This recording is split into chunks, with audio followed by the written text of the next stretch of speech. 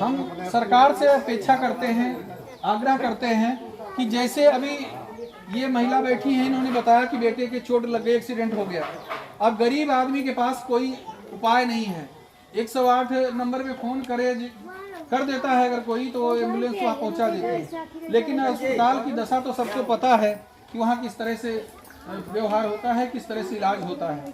अगर कोई प्राइवेट अस्पताल पड़ोस में है जहाँ कोई दुर्घटना होती है और वहाँ पहुँचने पर वो पैसा मांगेंगे, सरकारी अस्पताल नज़दीक नहीं है और अगर पड़ोस में कोई अस्पताल है तो सरकार को व्यवस्था करनी चाहिए कि जो भी खर्चा उसमें आएगा सारा पैसा उस अस्पताल का पेमेंट सरकार करेगी। स्कूल, जब सरकारी स्कूलों में पढ़ाई नहीं होती, हर गरीब आदमी, वो चाहे रिक्शा चलाने वाला हो, मजदूर हो, वो भी ये सोचता है कि हम अपने बच्चों को प्राइवेट स्कूल में भेजेंगे।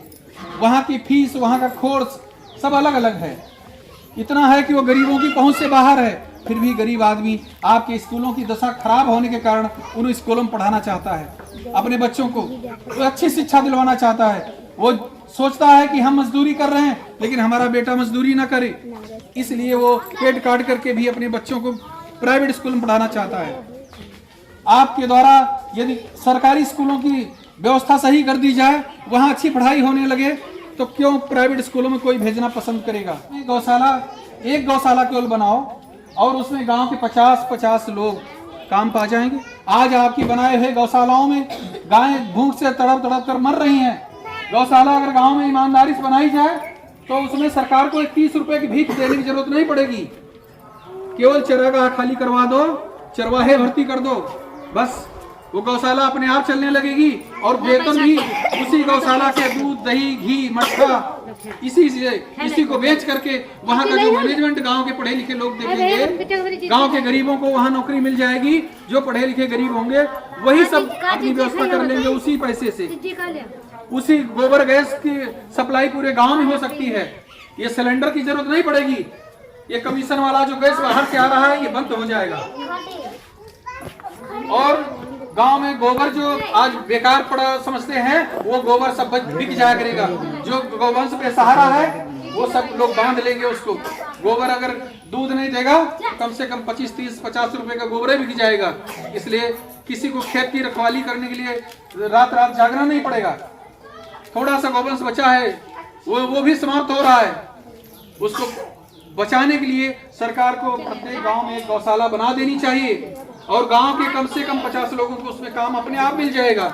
उसके उत्पादन से ही उसमें गोबर गैस से जो गैस तैयार होगी, मीथेन गैस, उसके सिलेंडर रिफिल करने की व्यवस्था कर दी जाए।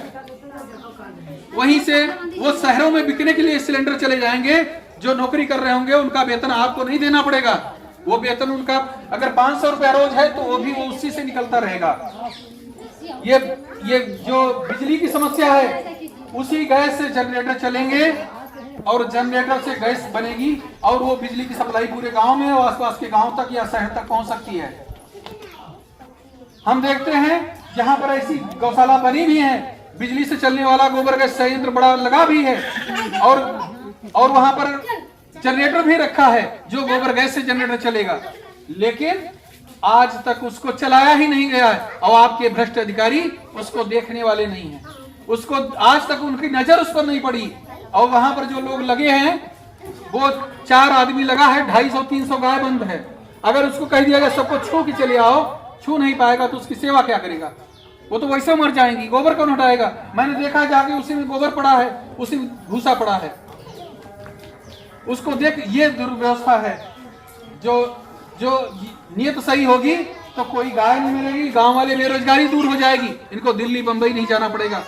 ये गोबर गैस को रिफिल करके बेच लेंगे और उसी से इनका परिवार सबका पलता रहेगा। यहीं पर महिलाएं उसी में दूध, दही, घी, मट्ठा ये सब बना लेंगी। उसी में एक कैंटीन संचालित कर सकती हैं। ये जो घर में अगर खाना नहीं बनाना चाहे, शहरों में होता है भाई किसी महिला की इच्छा नहीं हुई आज खाना नहीं बनाए बाहर खाएंगे, तो यहाँ गाँव में भी तो ऐसा हो सकता है। अगर गौशाला, लखनऊ में एक गौशाला चल रही, प्राइवेट गौशाला, सरकार की नहीं है वो, वहां पर जितने मजदूर रिक्शा चलाने वाले हैं सब जाते हैं, भरपेट खाना खाते हैं गौशाला में, खूब मट्ठा पीते हैं जितना पी सकते हैं और उसमें केवल फिक्स है 50 रुपया।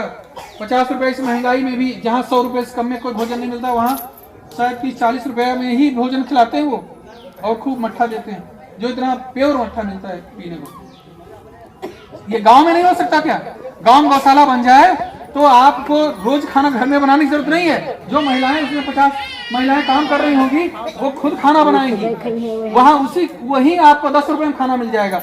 जब एक जगह खाना बनेगा तो वो सस्ता पड़ेगा। आप परिवार में 10 लोग हो, अलग अलग सब खाना बनाने लगे तो वो कम से कम जितने का खाना तैयार होगा, अगर वही खाना एक जगह बने तो उसका कीमत आधी से भी कम हो जाएगी। अगर कैंटीन गौशाला में चलने लगे तो गांव के लोग जो बहुत वैसे हो, अपना घर में बनाना चाहे बनाए, न गरीब आदमी सब वहीं कैंटीन में 10 रुपए में भोजन कर सकता है भर पेट। उसको अलग से कुछ करने की जरूरत नहीं पड़ेगी और किसी का कोई एहसान नहीं होगा। लोग सब उसी में काम करेंगे, वेतन पाएंगे और गाय भी बचेगी, खेत भी बचेंगे और किसी तरह की कोई समस्या किसी के लिए नहीं आएगी। बताओ आप लोग इसमें कुछ गलत है? अगर गौशाला बन जाए गांव में, आप लोगों को काम मिल जाए, उसमें नौकरी मिल जाए, बिजली आने लगे, फिर बिजली की रास्ता नहीं देखनी पड़ेगी कि भाई कब बिजली आ रही पावर हाउस से। उसी जनरेटर, बड़े बड़े जनरेटर चलेंगे, उससे बिजली तैयार हो जाएगी। आपके घर में पाइप से गैस आती रहेगी, सिलेंडर भरवाने की जरूरत नहीं पड़ेगी।